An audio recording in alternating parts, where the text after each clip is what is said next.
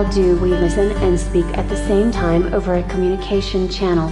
How does a telecom operator decide which duplexing method to use? Will the device that you use in China work in other parts of the world?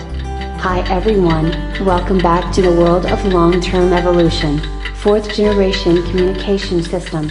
Today we will be discussing about duplexing. Duplexing is the process of achieving two-way communication over a communication channel. It can be a half duplex or a full duplex. Half duplex. It stands for one-way communication at a time, which means the other party has to listen when you are talking, and you have to listen when other party is talking. So friends, do you have any device in your mind that uses half duplex communication? How about a walkie-talkie device, having a push-to-talk feature? Now, let us look at second mode of communication, full duplex. It stands for simultaneous communication between two parties, which means both parties can interact freely. Now let us see how it is implemented in LTE, long-term evolution. Frequency division duplexing, FDD, is a method for establishing a full duplex communications link that uses two different radio carrier frequencies for transmitting uplink and receiving downlink. Both the channels are separated by a defined offset frequency, which is also known as guard band. The main purpose of selecting a guard band is to stop the interference between uplink channel and downlink channel. Now moving forward to TDD. Time division duplex is a technique by which the uplink and the downlink transmissions are carried over the same frequency by using synchronized time intervals. For example, a TDD communication path has been set up between Krishna and base station. Krishna can alternatively transmit and receive over time. Krishna using time slot 1 to transmit, slot 2 to receive, slot 3 to transmit and so on. Exact opposite with base station. As the transmission periods are relatively short, no time delay is noticed on voice transmissions.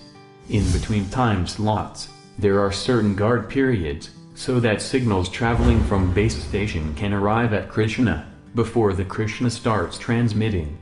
Let us see what are the factors that helps an operator to decide whether to use FDD or TDD before rolling out a full-fledged low latency.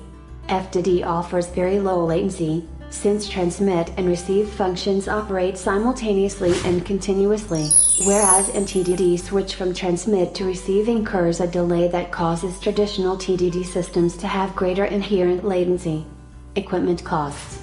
No duplexer is needed to isolate the transmitter and receiver in TDD, whereas in FDD duplexer is needed. This is a key aspect, as cost of the user equipment is of major importance because of the vast numbers that are produced. TDD has the advantage here. Distance preferability. As the distance increases, the guard period also increases in TDD because the point-to-point signal propagation time increases. The increased guard period significantly affects the efficiency, whereas FDD does not have a problem with small or large distances. Unbalanced traffic. In real-life, network volume consumed in downlink is much higher than in uplink. In TDD it is possible to dynamically adjust the capacity by utilizing more time slots for downlink than in uplink, whereas in FDD, the capacity is normally balanced in both direction. Spectral efficiency. TDD uses only one frequency, whereas FDD uses two different frequencies. So spectral efficiency in FDD is not as good as TDD. MAC layer complexity.